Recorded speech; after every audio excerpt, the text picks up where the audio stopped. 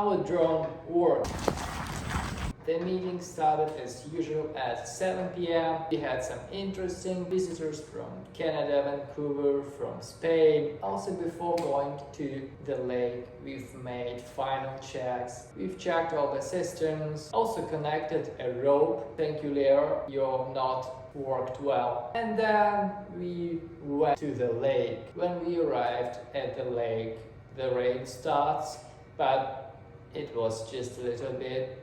So we put our drone in the water and Ashton pressed the start button. The motors did a great job and the performance was pretty good. Pirate Bay members were really happy that we made it to this point, that drone actually worked and it was capable to move itself. Thank you Tanabadi to design the electronics. It works really well. I will keep you updated about our progress.